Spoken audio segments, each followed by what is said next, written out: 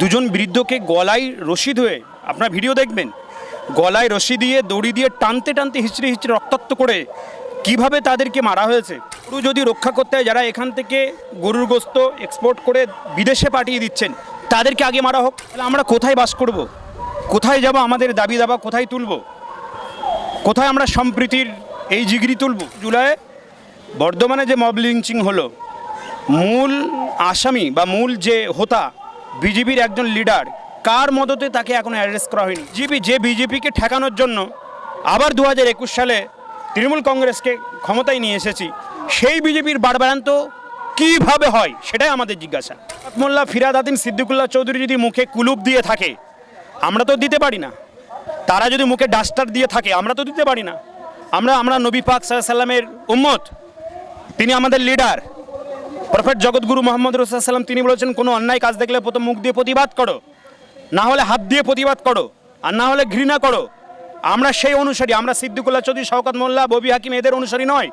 আমরা হযরত মুহাম্মদ সাল্লাল্লাহু আলাইহি সাল্লামের অনুসারী, এবং হযরত মুহাম্মদ সাল্লাল্লাহু আলাইহি সাল্লামের যারা অনুসারী হয় তারা অবশ্যই প্রতিবাদ করবে। সব হারাতে পারবো, ঈমান কিন্তু আমরা হারাবো না। হয়তো আমাদের ভোটের আর কোনো প্রয়োজন নেই, ইমাম মুয়াজ্জিন মুসলিমদের ভোটের ওনার প্রয়োজন নেই, তাই আমাদের বেশি বাড়াননি, ওনাদের ভোটেরই প্রয়োজন।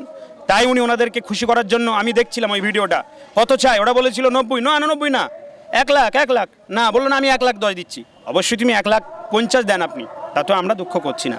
কিন্তু আমাদের ক্ষেত্রে কি হয়েছিল, আমাদের যখন 500 টাকা বেড়েছিল, বলেছিল 500 টাকা শুধু ইমামদের নয় পুরোহিতদেরও বাড়ানো হয়েছিল। সেই সময় আপনারা দেখবেন 2023 সালে নেতাজি ইন্ডোর স্টেডিয়ামে ইমাম মুয়াজ্জিনরা তারা ক্ষুব্ধ হয়েছিলেন, দিদি না এটা হবে না, এটা হবে না। কিন্তু দিদির মুখটা তখন কালো হয়ে গিয়েছিল। দিদি কিন্তু বলেছিল যে এরা আন্দোলন করছে কেন, বাড়াবো 6 মাস পরে। কিন্তু এখনও পর্যন্ত কিন্তু সেটা বাড়ানো হয়নি। লিঞ্চিং করা হচ্ছে, তাদেরকে মারধর করে তাড়িয়ে দেওয়া হচ্ছে, বাঙালি খাদাও মানে যেভাবে উধাও করা হচ্ছে, তার বিরুদ্ধে আমাদের আজকের এই প্রেস বিবৃতি। ইমাম সাহেবদের ভাতা বৃদ্ধিকরণ, বিভিন্ন ইস্যু আজকের ছিলেন।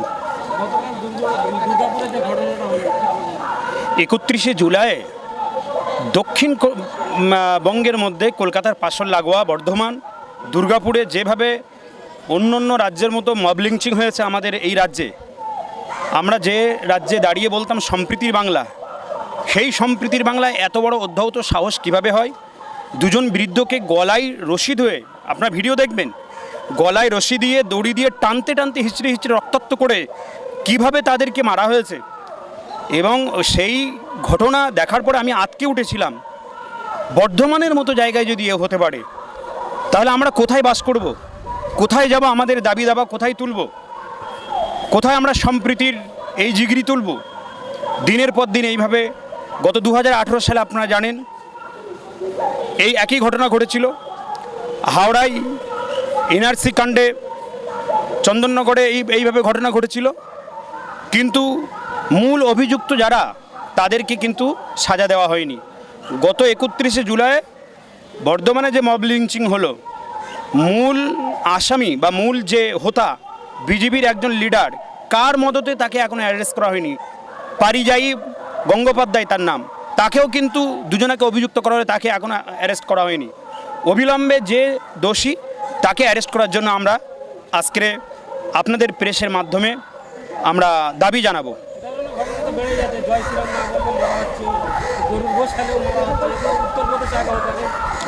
দেখুন, অ্যাকচুয়ালি সারা বিশ্বের মধ্যে গরুর গোশ এক্সপোর্ট করে হলো সেকেন্ড। তাহলে গরু যদি রক্ষা করতে হয়, যারা এখান থেকে গরুর গোস্ত এক্সপোর্ট করে বিদেশে পাঠিয়ে দিচ্ছেন, তাদেরকে আগে মারা হোক, তাদেরকে আগে মব লিঞ্চিং করা হোক।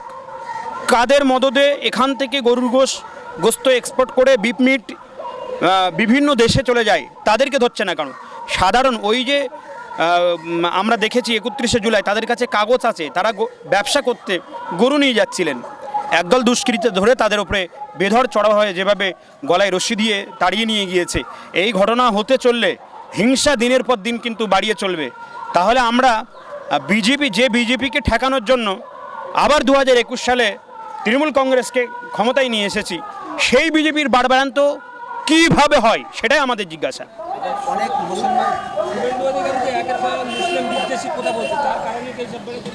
দেখুন, আমরা শুভেন্দু অধিকারী, উনি বিরোধী দল নেতা, বিভিন্ন রকমভাবে উনি এইভাবে একের পর এক তাঁর অশ্রাব্য যে ভাষা, তিনি যেভাবে মুসলিমদের ওপর অকট্টভাবে কথাবার্তা বলেন। আমরা দাবি জানিয়েছিলাম তারাকেও গ্রেপ্তার করা হোক। শুভেন্দু অধিকারী যেভাবে বিষ ছড়িয়েছে তার বিষ একটা মানে বিভিন্ন বাংলার বিভিন্ন প্রান্তরে সেটা দেখা যাচ্ছে। তো এটা অবিলম্বে বন্ধ হওয়া উচিত। মুসলমান অনেক নেতা আছে যেমন সিদ্দিকুল্লাহ চৌধুরী, শওকত মোল্লা, ফিরহাদ হাকিম, এরা কিন্তু শওকত মোল্লা, ফিরহাদ হাকিম, সিদ্দিকুল্লাহ চৌধুরী যদি মুখে কুলুপ দিয়ে থাকে, আমরা তো দিতে পারি না। তারা যদি মুখে ডাস্টার দিয়ে থাকে, আমরা তো দিতে পারি না। আমরা নবী পাক সাল্লাল্লাহু আলাইহি সাল্লামের উম্মত, তিনি আমাদের লিডার। প্রফেট জগৎগুরু মোহাম্মদ রাসূলুল্লাহ সাল্লাল্লাহু আলাইহি ওয়াসাল্লাম তিনি বলেছেন, কোনো অন্যায় কাজ দেখলে প্রথম মুখ দিয়ে প্রতিবাদ করো, না হলে হাত দিয়ে প্রতিবাদ করো, আর না হলে ঘৃণা করো। আমরা সেই অনুসারী। আমরা সিদ্দিকুল্লাহ চৌধুরী, শওকত মোল্লা, ববি হাকিম এদের অনুসারী নয়। আমরা হযরত মুহাম্মদ সাল্লাল্লাহু আলাইহি ওয়াসাল্লামের অনুসারী, এবং হযরত মুহাম্মদ সাল্লাল্লাহু আলাইহি ওয়াসাল্লামের যারা অনুসারী হয় তারা অবশ্যই প্রতিবাদ করবে। এই যে দুর্গাপূজার যে অনুদান বাড়ানো 1,15,000 করে গেল, এই বিষয়ে 1 লাখে 15 কেন 50,000 বাড়ুক না, তাতে আমাদের কোনো দুঃখ নেই। কিন্তু আমাদের ট্যাক্সের টাকায় আপনি দেবেন, তো আপনি ট্যাক্স দিচ্ছি সেই টাকাই দেবেন।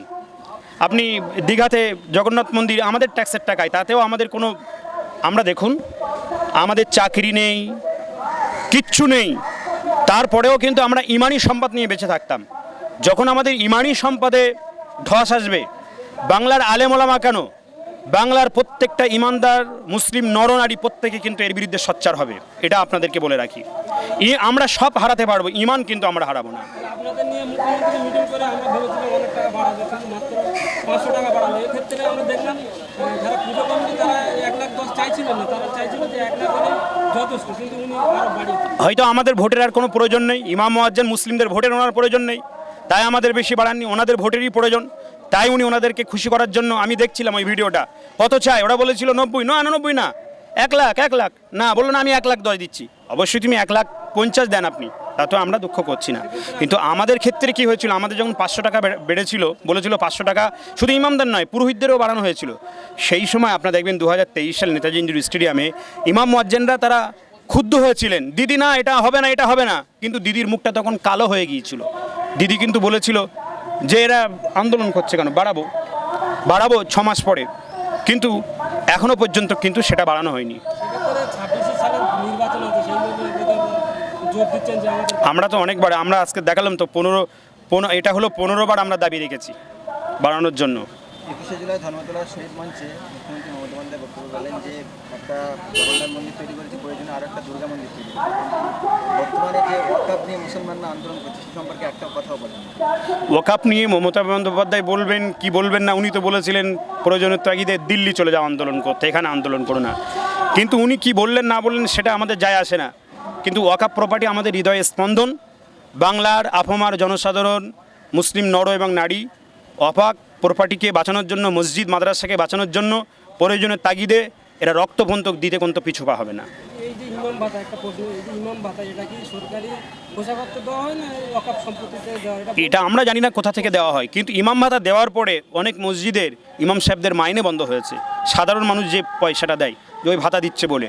কিন্তু আমি সাধারণ যে সমস্ত মসজিদের সেক্রেটারি এবং প্রেসিডেন্ট গ্রামবাসীকে বলবো, আপনারা অবিলম্বে ইমাম সাহেবদের সেই সমস্ত মাইনেগুলো বন্ধ করবেন না।